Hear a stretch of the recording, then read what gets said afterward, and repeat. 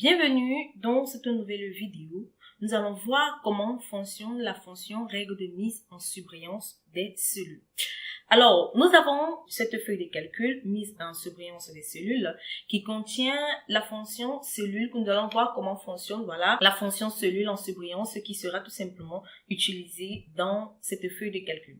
Alors, par exemple, nous avons ici dans la colonne C, on voudrait tout simplement mettre en rouge tous les noms qui seront en doublon dans la cellule C2 à C11. Ensuite, dans la cellule D2 à D11, on voudrait donc mettre le texte contenant Eric en rouge et dans la plage E2 à E11, en fait, la date qui contient les 7 derniers jours en rouge, puis la valeur d'hier en vert.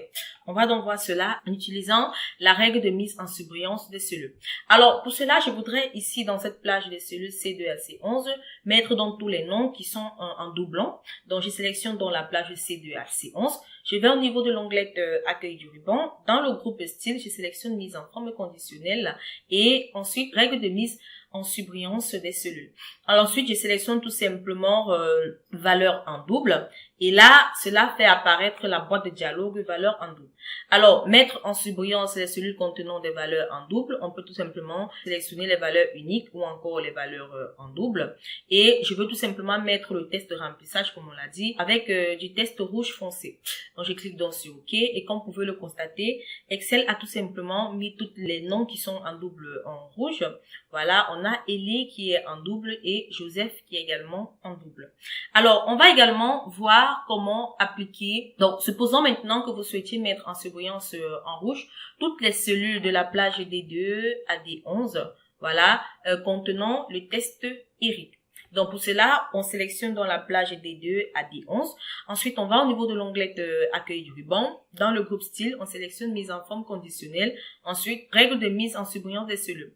On va donc sélectionner l'option test qui contient.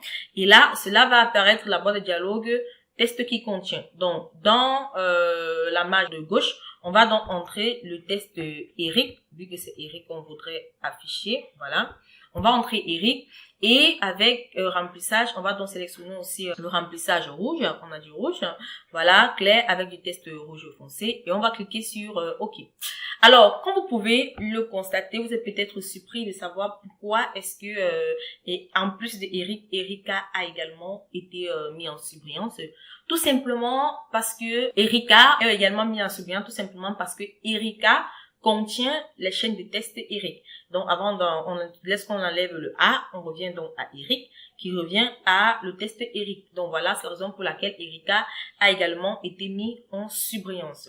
Alors, on va également supposer qu'on a une liste de dates, voilà, dans la plage E2 à E11, et que on souhaite mettre en surbrillance, en évidence, en rouge, toutes les cellules contenant cette dernière date, et en vert, les cellules contenant les dates d'hier. Alors, comme vous pouvez le constater, on a tout simplement les dates qui sont entrées, mais dans la cellule E3, voilà, on entre une formule avec aujourd'hui moins 1. Donc, la date d'aujourd'hui moins 1, ça veut dire que la date d'hier, ça fait tout simplement le 3 mai 2021.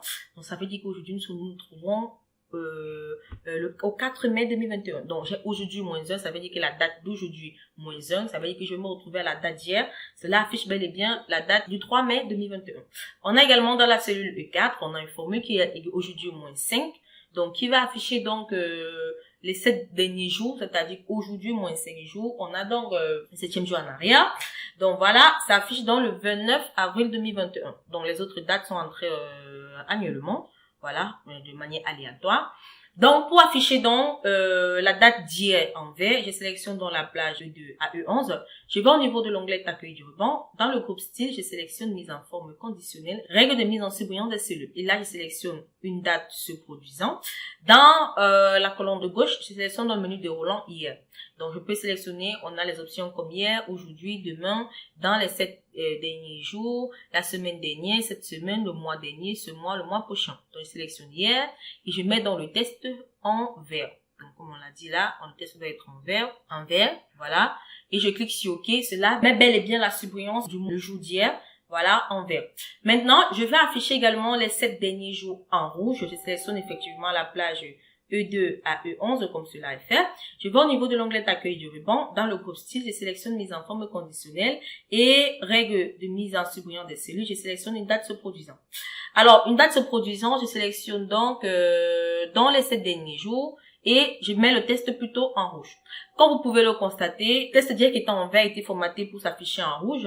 Donc, comme vous pouvez le constater, il s'agit ici d'un problème d'ordre, voilà, d'ordre de passation ou encore d'ordre d'exécution. Donc, lorsque je clique sur OK, vous êtes quand même surpris de savoir que le test d'hier, autant pour moi, qui était en vert, passe en surbrillance en rouge. Alors, il est seulement tout simplement important de savoir tout simplement que les règles de formatage créées ultérieurement, c'est-à-dire que ces derniers jours, autant pour moi, ont une priorité, voilà, sur les règles créées précédemment, sauf si vous modifiez dans l'ordre de priorité, comme je l'ai dit, comme on va le voir également dans la prochaine vidéo. Donc, dans la prochaine vidéo, on va donc voir comment expliquer l'ordre de priorité, de telle sorte que si nous voulons afficher, par exemple, les règles d'hier plutôt, cela s'affiche plutôt en premier, et afficher également les règles de ces derniers jours en deuxième position. Comme vous voyez, cela va tout simplement modifier. Donc, on va voir cela au cours de la prochaine vidéo. J'espère que vous avez aimé la vidéo. Nous allons nous retrouver très prochainement dans une nouvelle vidéo.